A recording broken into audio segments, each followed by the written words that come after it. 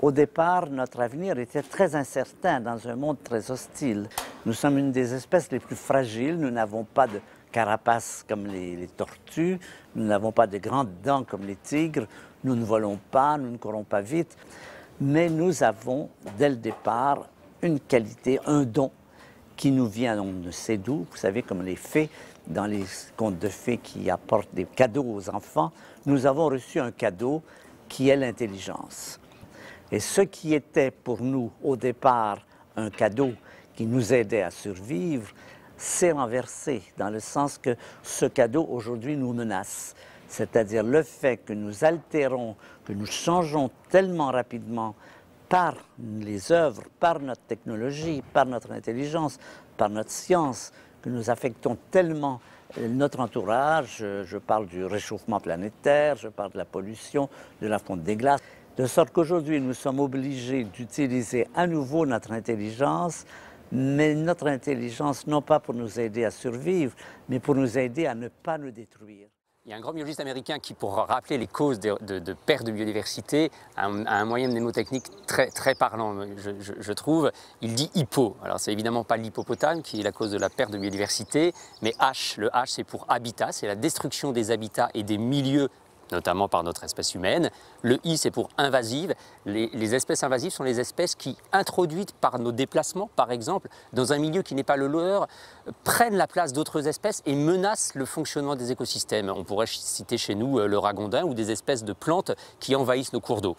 Ensuite, il y a le P de pollution. La pollution, tout le monde en a entendu parler, la pollution par les pesticides dans l'agriculture intensive, la pollution par les métaux lourds dans le cas de l'industrie et qui impacte évidemment les milieux naturels, donc les espèces et donc la biodiversité.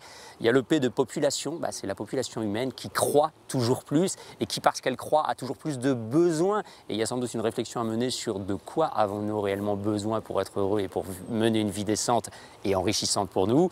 Et puis, à la fin, le O, c'est, parce que M. Wilson est anglais, c'est over-exploitation, c'est-à-dire la surexploitation par la pêche, par exemple.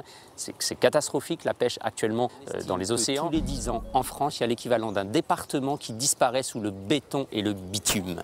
Un département tous les 10 ans. On voit bien que si on continue sur ce rythme, c'est plus possible. Et les chiffres sont clairs. Alors quelquefois, on ne le perçoit pas autant que le réchauffement climatique, parce que le réchauffement climatique, on se dit les cyclones, la canicule, etc. La biodiversité, c'est plus diffus. Mais encore une fois, si on réfléchit tout bêtement aux hirondelles qu'on voyait avant à la fenêtre de sa maison, ou aux insectes qu'on croisait, ou aux fleurs des champs, les coquelicots, les bleuets qui étaient dans nos campagnes et qui disparaissent, on voit bien que c'est au quotidien qu'on peut constater ça et c'est au quotidien que la biodiversité disparaît. Effectivement, souvent on dit mais finalement énormément d'espèces, on ne les connaît pas, etc. Donc à quoi ça sert vraiment? Est-ce que c'est important de conserver la biodiversité? Et alors souvent on dit mais regardez la biodiversité, ce sont les plantes de notre agriculture, ce sont les plantes dont on a obtenu des médicaments, donc on a une vision très utilitaire, très directe de la biodiversité. Et ce que je voudrais dire, c'est effectivement, il y a des tas d'espèces qui n'ont pas un intérêt direct, mais qui sont extrêmement importantes, et on parle beaucoup effectivement de la pollinisation des plantes.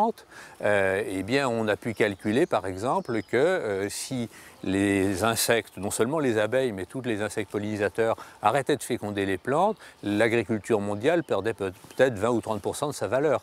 Donc vous voyez qu'effectivement ce rôle, ces services rendus sont tout à fait importants. Un autre exemple que j'aime bien donner, c'est effectivement les bousiers, donc ceux qui recyclent les excréments, en particulier des ruminants.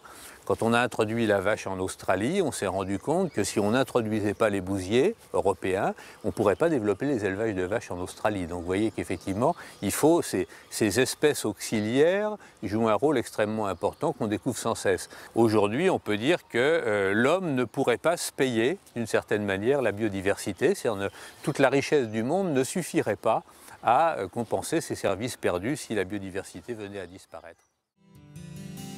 Tout ce qui a fait notre richesse d'aujourd'hui, eh bien, quand on regarde avec un peu de recul, c'est la biodiversité passée qui nous l'a offert. Ce siècle du pétrole qui se termine, qui nous a permis effectivement de nous déplacer, d'avoir des moyens de transport, des maisons chauffées, etc. Ben, tout ça, c'est l'activité de millions d'années de la biodiversité d'autrefois qui nous a formé le charbon, le pétrole, mais aussi, et on le sait moins, pratiquement tous les minerais qu'on a utilisés, que ce soit les minerais de fer, les minerais d'uranium, tout ça, c'est les coffres de la biodiversité du passé. Ça a été le siècle où on a ouvert les coffres. Ben, ce qu'il faudrait, c'est que le siècle qui vient, eh bien, au contraire, on puisse un petit peu recapitaliser. C'est ce que j'appelle la capitalisation écologique, c'est-à-dire re-remplir un peu les coffres pour que les générations à venir aient aussi un peu quelque chose dans ces coffres. On est tous concernés et on peut tous agir. Alors ça va du citoyen qui, à chaque fois que dans notre vie quotidienne, on pense au fait qu'on est sur cette planète, dans la biosphère et qu'on économise de l'énergie, en réalité ça a aussi des impacts sur la biodiversité. Donc au quotidien, on peut faire tous les petits gestes dont on parle beaucoup chacun. Je crois qu'il faut aussi avoir en tête tout le temps le fait qu'on est sur une planète finie. Et donc, toutes nos activités, elles doivent prendre en compte la biodiversité. Il faut aussi sortir du... Nous, on ne dit pas qu'il faut mettre la nature sous cloche et faire des aires protégées partout, parce qu'il faut qu'on vive. Simplement, il faut que toutes nos activités et toutes nos politiques prennent en compte la biodiversité. Et ça, c'est un changement fondamental et un changement de société. Ça vaut aussi pour le citoyen électeur. Je pense que ça doit faire partie des préoccupations, de la même façon que l'économique et le social sont des préoccupations légitimes de nos sociétés et importantes dans le débat politique au sens fort du terme. Eh bien, il faut que l'environnement soit partie prenante de ce débat aussi, de ce débat social, parce que c'est sur ces 3 piliers qu'on arrivera à faire une société humaine qui nous va bien et parce qu'elle assure le bien-être de l'espèce humaine.